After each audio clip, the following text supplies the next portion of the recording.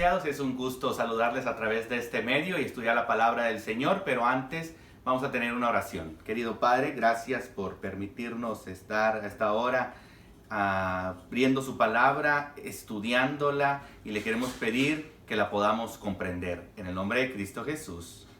Amén. Hermanos, hoy vamos a continuar con esta entrega sobre el ministerio de Elías y hoy vamos a estudiar el capítulo número 18 de Primera de Reyes, en donde se registra el ministerio poderoso que hizo Elías siendo un instrumento en las manos del Señor, porque el relato que está registrado en esta porción de las Escrituras nos dice cómo el Señor hace que el pueblo vuelva sus corazones a Él, se dé cuenta del gran error en el que estaban y se regresan a Él, pues ya ve que se estaban separando de Él, alejándose de Él y yendo hacia los dioses falsos. El clímax de esta historia se encuentra en el texto número 39 y dice: cuando todo el pueblo lo vio, se postraron sobre su rostro y dijeron: el Señor, Él es Dios, el Señor, Él es Dios. Este relato, hermanos, comienza cuando el Señor le da, el capítulo 18 y el texto 1, comienza cuando el Señor le dice a Elías que vaya y se presente a Acab. Han pasado ya los 3 años que el Señor dijo que iba a haber sequía. Entonces el Señor le dice: ahora ves a donde Acab y dile que va a llover. Pero acuérdense, hermanos, que esto no era algo tan sencillo porque para el profeta en su humanidad, porque acuérdense que el profeta había salido a esconderse. El Señor le había dicho: ahora vete al arroyo y después vete a donde la viuda y yo te voy a sustentar ahí. Y Acab salió a buscar al profeta de Dios, lo estaba buscando con la intención de quitarle la vida. Pero el Señor hizo una obra maravillosa que ya estudiamos la semana pasada y lo sustentó. Pero ahora le dice: se ha cumplido el tiempo, ves acá.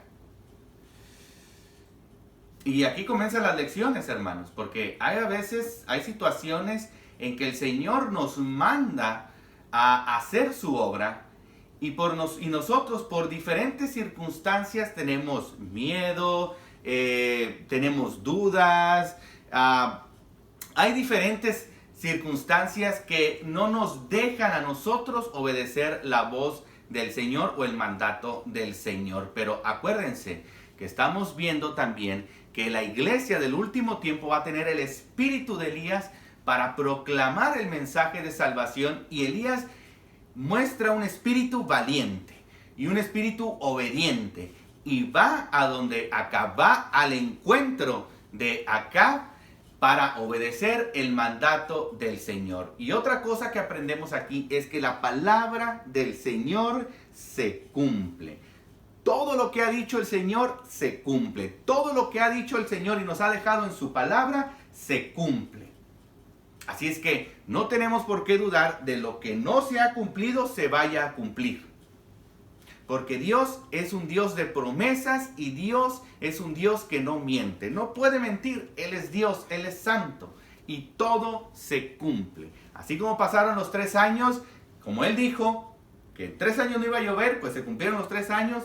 Ve allá y muéstrate acá, porque va a llover en la tierra. La palabra del Señor se cumple. Él es fiel a sus promesas. Y allá va Elías en busca de Acab, o al encuentro de Acab. Antes de eso se topa con Abdías, quien había salido a recorrer la tierra a buscar pastos, con qué alimentar al ganado, porque la hambre era intensa. Entonces se topa con Abdías, un fiel siervo de Dios que estaba al servicio del rey Acab, y le dice: ve y dile a Acab que vengo a su encuentro. Abdías va y le dice a Acab, y finalmente se encuentran estas dos personas. Se encuentra el profeta de Dios, el representante de Dios y el rey Acab, que estaba haciendo lo malo, que estaba desviando al pueblo de Israel hacia la idolatría. Y mire lo que dice Acab, dice, lo mira a Elías y le dice, eres tú el que perturba a Israel. Así es como lo mira, así es como lo recibe. Y qué engaño, qué ilusión, qué mentira, qué cortina de humo pinta el pecado en nuestros ojos. Eso es lo que es, hermanos. Porque el pecado no deja verte las consecuencias terribles que trae.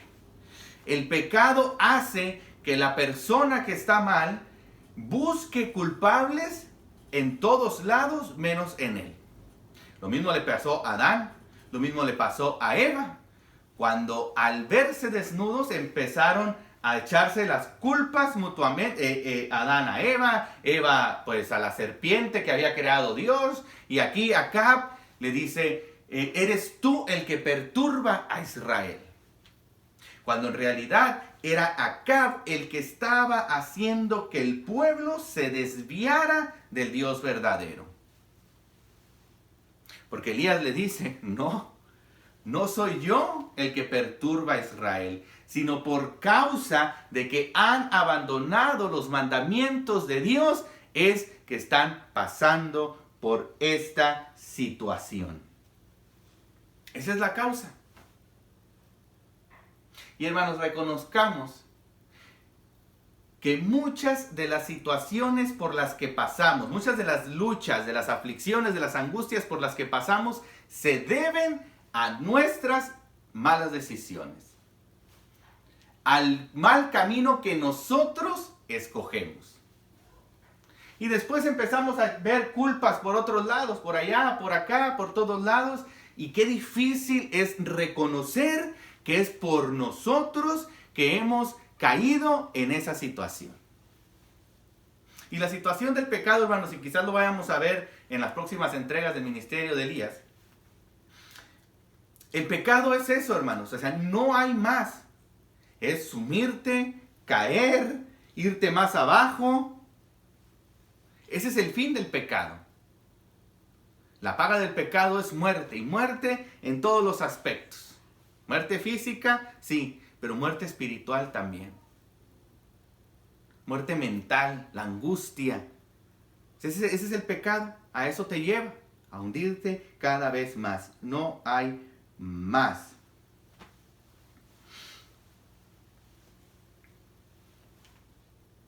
Y le dice Elías, ¿eres tú o es por causa de que el pueblo se está desviando de los mandamientos de Dios? Pero ahora te digo, dice, júntame a todo el pueblo. Júntame a todo el pueblo junto con todos los profetas falsos, con todos los profetas de Baal. Júntamelos en el monte Carmelo. Allá nos vamos a ver. Y Elías sabía que la situación estaba delicada, porque cuando comenzó a faltar la lluvia, que el hambre comenzó a agudecerse en Samaria, mandaron a matar a todos los profetas del Dios verdadero. Nada más que Abdías había escondido a unos cuantos. A 100 dice la escritura. Pero ahí estaba Elías diciendo, pues bueno, voy yo en el nombre del Señor, júntame a todos los profetas de Baal y vamos al monte Carmelo. Y junto con todo Israel. Y bueno, pues Acab obedece, reconociendo que la orden viene del Dios verdadero. Y allá se juntan todos. Se juntan todos los profetas de Baal. Y se junta con Elías, el pueblo. Y Elías les dice, vamos a preparar un holocausto. Vamos a preparar un carnero. Vamos a ponerle leña. Vamos a poner el becerro encima de la leña. Y vamos a pedirle a Dios, que descienda fuego y consuma el carnero. Y el Dios que conteste, ese es el Dios verdadero. Bueno, el pueblo, y a todos les pareció buena la idea. Vamos a hacer. Dice Elías, como ustedes son más, los profetas de Baal eran más, 450, comiencen ustedes, háganlo ustedes. Y ahí comienzan los profetas de Baal a hacer todos una serie de ritos, hermanos, impresionantes. Gritos, heridas, ruido, bailes, un espectáculo pues triste, impresionante por la situación que pasaba, por todo lo que hacían, pero triste al estar pidiéndole a algo que no existe que ocurriera un milagro. A lo que no tiene poder, a lo que no hay, pidiéndole que suceda ese milagro. Tenía que ser un milagro, una obra divina que descendiera del cielo fuego y que consumiera el holocausto. Aunque si bien es cierto que los demonios, que Satanás puede hacer señales y prodigios, pero en esa ocasión el Dios verdadero no iba a permitir que se siguiera desviando la mente del Dios verdadero. Tenía que haber una obra de reforma urgente. E impidió que el enemigo hiciera alguna de sus señales. Y aquí hay una enseñanza también para nosotros. Porque al final de cuentas nuestra vida está en las manos del Señor. Y confíe, hermano, confíe que si está pasando por una situación difícil, Dios lo va a sustentar y que el enemigo de las almas no puede hacer más de lo que Dios le permita hacer. No puede. No puede. Así que aguante y aférrese al Señor. No hay prueba tan grande que no la podamos soportar. Hay pesadas cargas, lo sé. Y todos hemos pasado por pesadas cargas que parecen insoportables. Pero acuérdese lo que dice la Escritura. Todo lo puedo en Cristo que me fortalece. No en mis fuerzas, pero en las fuerzas del Señor. Amén. Gloria sea su nombre. Y ahí está. Gritándole, cortándose y diciéndole cosas a dioses falsos y nada. No sucede absolutamente nada. Pasan las horas, pasa el calor del día, se empiezan a cansar de estar pidiendo y pidiendo y a los profetas falsos, a dioses falsos y nada sucede. Y hermanos, los dioses falsos representan, hermanos, o lo aplicamos en nuestra vida actual a las cosas por las cuales nosotros vamos a buscar, las cosas que nosotros hacemos dioses en el mundo, en lo terrenal, en lo material. Hablamos siempre de lo material porque esta es una sociedad muy materialista. No son dioses falsos. Cualquier cosa que ocupe el primer lugar en nuestra vida, que pertenece a Dios, que debe ser de Dios, cualquier cosa que quite ese lugar de Dios, a lo que le dediquemos más tiempo, a lo que pensamos más, a lo que gastamos más, ese es nuestro Dios, terrenal, falso. Y hermanos, ninguna de esas cosas, ninguna de las cosas materiales de este mundo, ninguno de la falsedad del materialismo, de los dioses falsos que nos podamos hacer en esta vida, ninguna de esas cosas va a responder en el día de la necesidad. Nada de eso nos va a responder, nada de eso nos va a sacar de la angustia, de la intranquilidad mental, de la inseguridad. Solamente el poder de Dios nos puede librar de las luchas de esta vida. Y estoy hablando de las luchas verdaderas, hermano.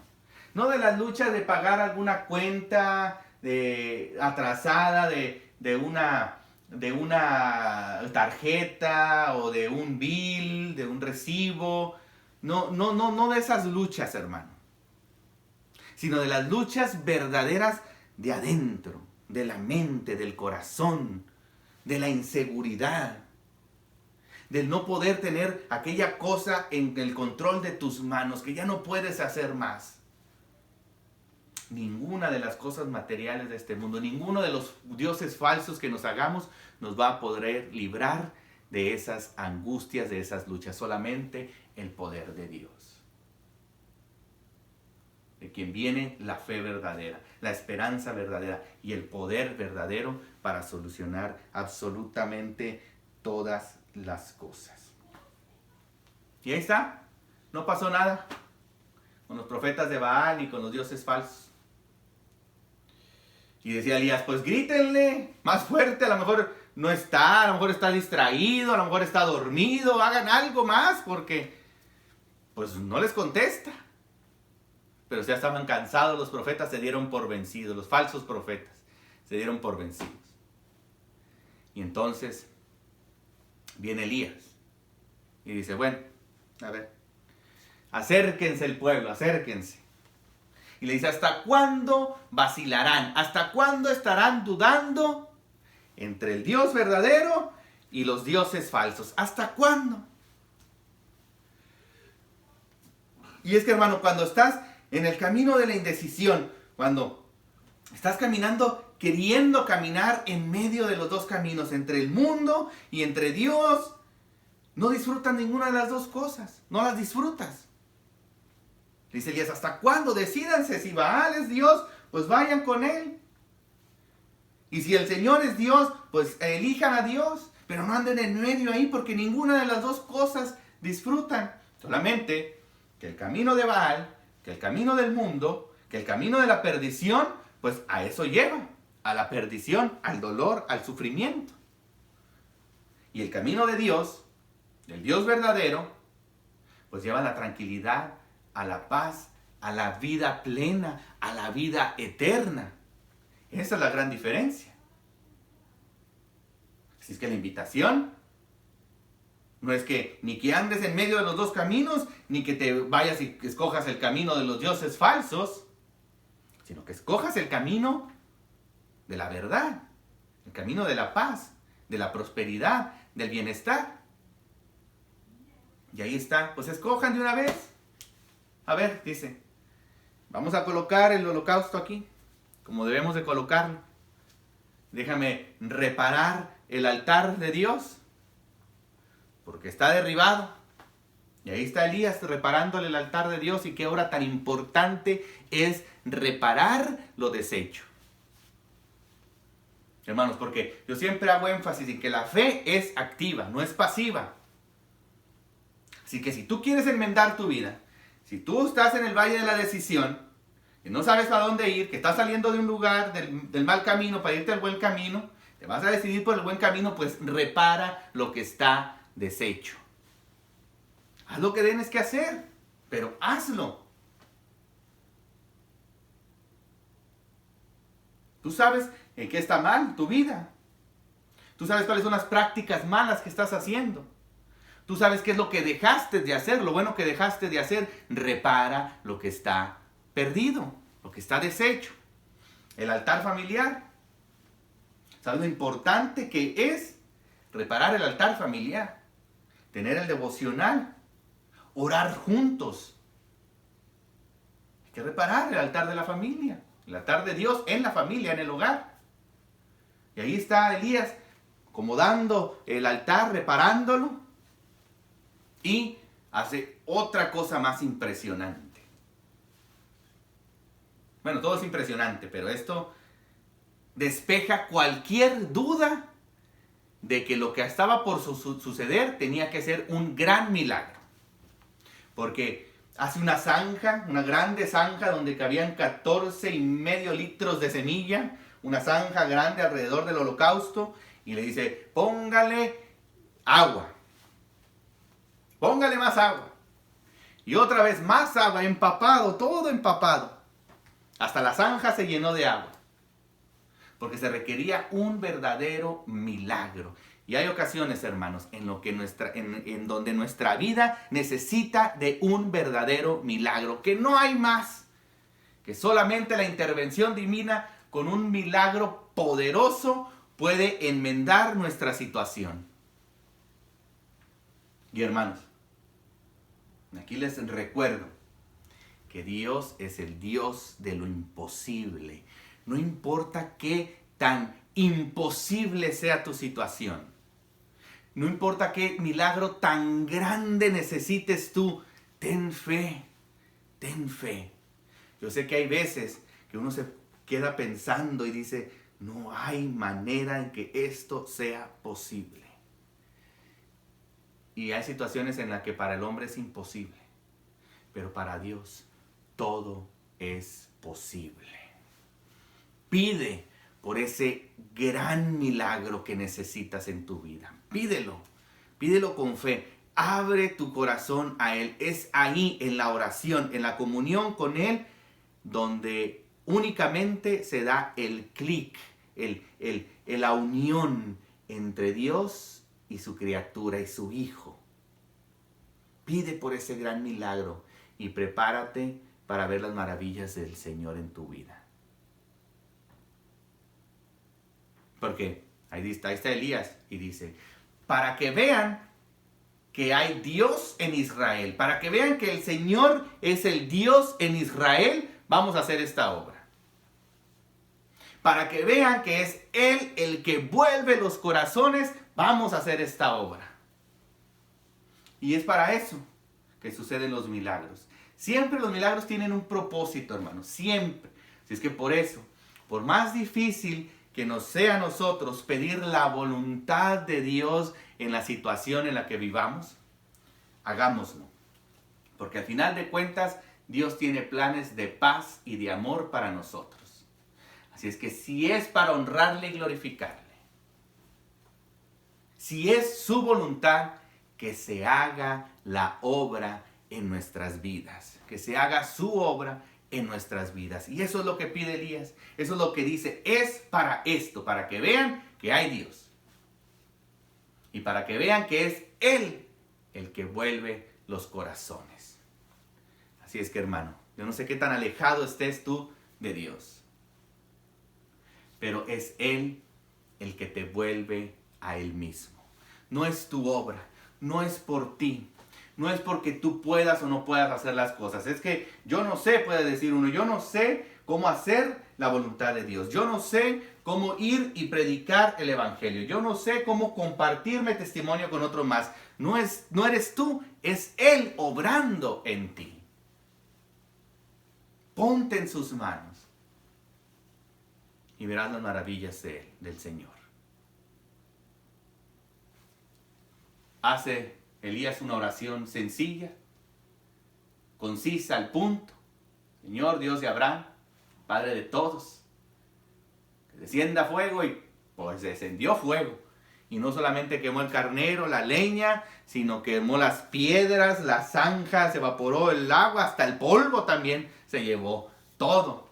No quedó ni la más mínima duda de que Dios había obrado en ese milagro. Y los corazones del pueblo se volvieron a Dios y dijeron, ahí en el texto número 39, dijeron, cuando todo el pueblo vio, se postraron sobre su rostro y dijeron, el Señor, Él es Dios. El Señor, Él es Dios. Y se volvieron a Él. Y ese fue el fin de los profetas falsos y de los dioses falsos. Ahí terminaron esos profetas falsos. Dejaron de ser. Porque la victoria está asegurada en Cristo Jesús. La victoria es segura cuando te pones en sus manos. La victoria es segura cuando clamas por ese milagro que parece imposible. La victoria es segura. Todo lo vano de este mundo, la ilusión de este mundo, la ineficacia de las cosas de este mundo quedan en segundo plano. Porque Dios toma su lugar. Y es con esto que quiero que te quedes, mi hermano querido. Ponte en sus manos. Clama a Él por un milagro. repara lo que tengas que reparar. Levanta el altar de Dios. Deja que Él obre ese milagro grande en tu vida. Ora, comunícate con Él y prepárate para ver las maravillas del Señor. ¿Qué obra tan maravillosa de Elías? ¿Qué espíritu de Elías para llevar a cabo esta obra? La iglesia del tiempo del fin, la iglesia remanente. Tenemos que tener el espíritu de Elías para proclamar con poder el mensaje de salvación, para que Dios vuelva a los corazones de las personas que van atrás de los ídolos de este mundo al Dios verdadero, y podamos verlo venir a Él, al Dios verdadero, a nuestro Dios en las nubes de los cielos, y llevar a su pueblo con Él. Acompáñenme a ver o a escuchar, a ver este himno.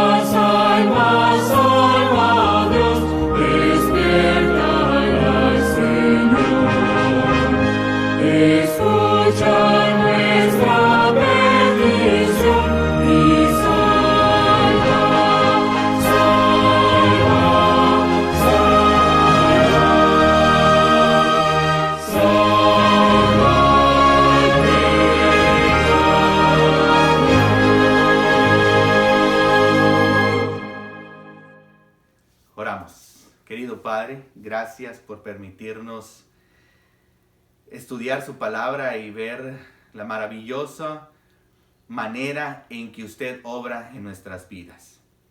Padre, necesitamos reparar lo derribado. Necesitamos un milagro en nuestras vidas.